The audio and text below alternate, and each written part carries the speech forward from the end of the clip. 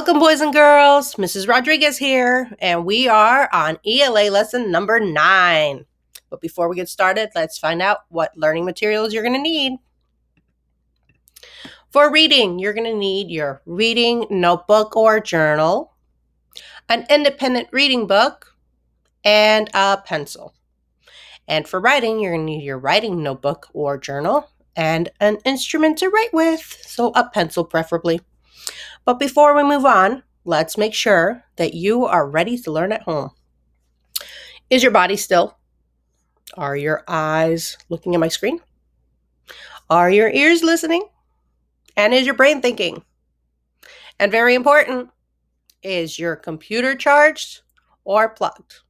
If neither, make sure you plug it in. If it's not charged, please plug it in. If it's charged, great job. All right. I hope you're all ready. And I hope you're all doing great today. And let's move on. So today, readers have inner thoughts before, while, and after we read. Our learning objectives are: I can investigate how readers have inner thoughts before, while, and after reading. I can read and stop and jot in my inner thoughts when reading. So yesterday, we talked about the 3-2-1 strategy, where you gave me 3 things you learned, 2 interesting facts, and 1 question you still had. Today, we're going to talk about stopping and jotting and the thoughts you have before, while, and after you're reading. What does it mean to have inner thoughts before, while, and after we read? Today, readers, we're going to investigate how readers think in their head while they read. So let's investigate how you think in your head while you read.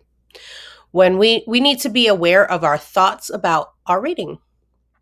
By doing this, we are going to use the strategy: stop, think, and paraphrase.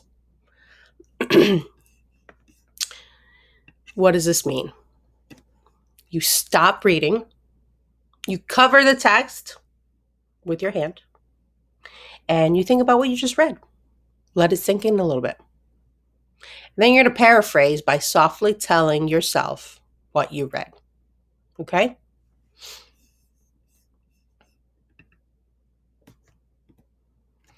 Paraphrasing is finding the key details or important words and putting them in your own words.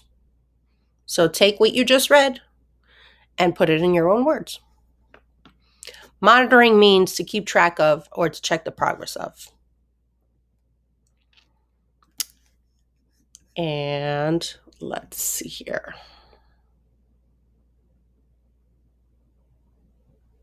And how do readers have inner thoughts before, while, and after we read? Readers pay attention to their inner thoughts in their brains while reading. So again, as I mentioned before, you stop reading, you cover the text with your hand, you think about what you read, and you paraphrase by softly telling yourself what you read. Readers ask themselves questions while they read. For example, what information is in my brain? So what do you already know? What did I learn? And what am I thinking? And let me show you what this looks like.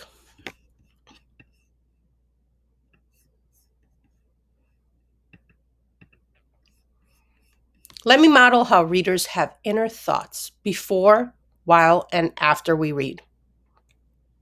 So follow along as I read. For the emperor penguins, getting to their nesting grounds is hard work. Their home is Antarctica, the coldest place on Earth. Emperor penguins nest much farther from the ocean than other penguins. They must march for days and nights through snow and wind. After laying her egg, the female gives it to the male. He will keep it warm in a flap under his belly. Unlike other penguins, the male emperor cares for the egg by himself while the female goes back to the ocean to find food. All right, so I'm going to cover with my hand. I'm going to stop, think about what I read. Now I'm going to tell you softly what I read. So the emperor penguins live in Antarctica, which is the coldest part.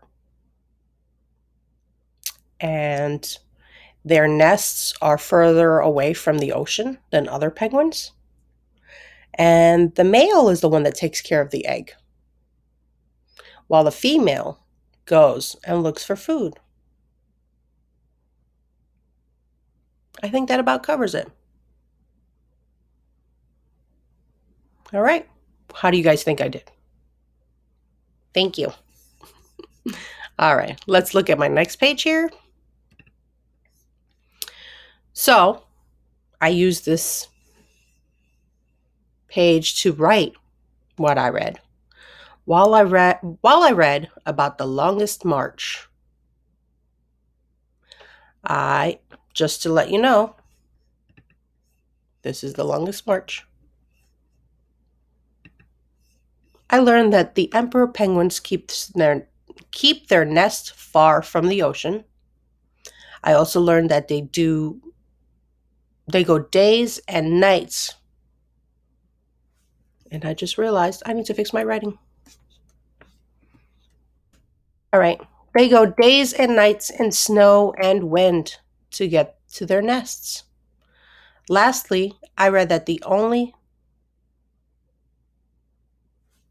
gotta fix my writing again. Hold on a second. I read that only the male emperor penguin cares for the egg alone, unlike the other penguins.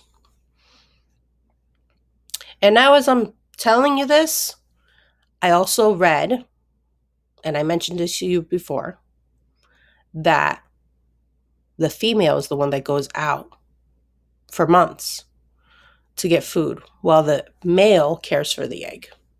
Boys and girls, now it's your turn to practice how readers have inner thoughts before, while, and after we read. So you're going to stop, think, and paraphrase. Stop reading. You're going to select, first, you're going to select the book, right? Then you're going to select a page in that book that you're going to read. And after you read that page, you're going to stop reading.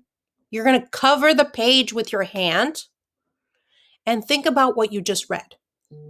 Let it sink in. What have you learned? What did you gather from that page?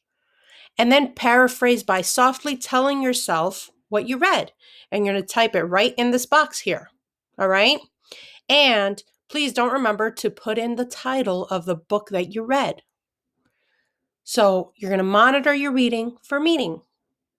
You're going to stop after you read that page. You're going to think deeply. And then you're going to paraphrase what you just read. Tell me in your own words what you just read. Okay, boys and girls. And don't forget, when you're done, take a break. All right? Take a brainy break. Okay? Take a walk. Stretch. Get something to drink. Get a snack. Come back to the video and play it so that we can do our writing lesson together. All right, boys and girls, I'll see you soon.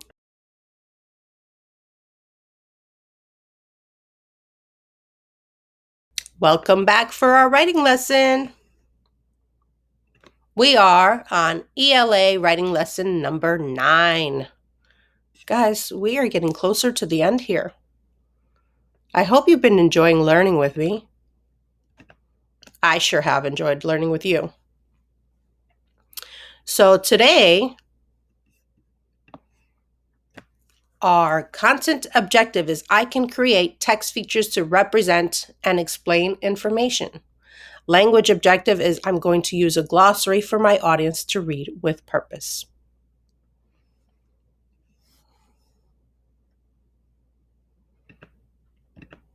And good writers always add nonfiction text features to their writing.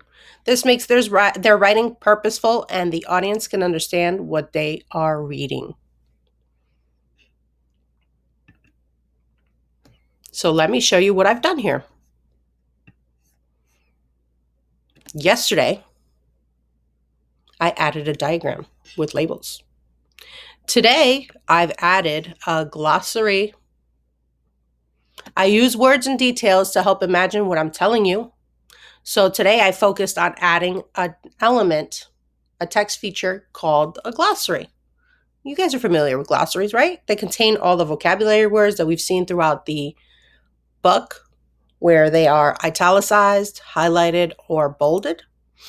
And I did the same in my writing. Penguins are birds unlike any other bird. Penguins are also beautiful animals. They are very interesting. Their bodies are prepared to survive in their natural habitat. Although they cannot fly, they know how to swim like a professional swimmer. They have large webbed feet that allow them to have better directionality when moving by swimming. So I bolded survive, I bolded habitat, I bolded webbed feet, and I bolded directionality. And in my glossary, you will find penguins, survive, and directionality. And now that I look here, I have to bold penguins because it's in my glossary. All right. Now, if I continue to add to my glossary, I'm definitely going to add habitat and webbed feet. So when I continue writing on, that's what I'm going to add in there. Webbed feet are, as you can see here in this picture, connected to the skin. And environment where living being lives is the habitat. Boys and girls, and now it's your turn. So go back to your notebook and what you wrote yesterday, and you're going to add a nonfiction text feature so that your audience understands the purpose of your writing information, just like I did, okay? And share with what you wrote with a friend or a family member so that they can see your hard work. And always remember to continue building your stamina. Every day you got to build your stamina, okay? So keep a pencil in your hand. When you're tired, take a deep breath, then go back to it and keep going. And always think ahead to your next idea as you're writing. And then just think about how wonderful it's going to be when you are completely done. But never, ever, ever give up. I know you could do it. All right, boys and girls, have a good one.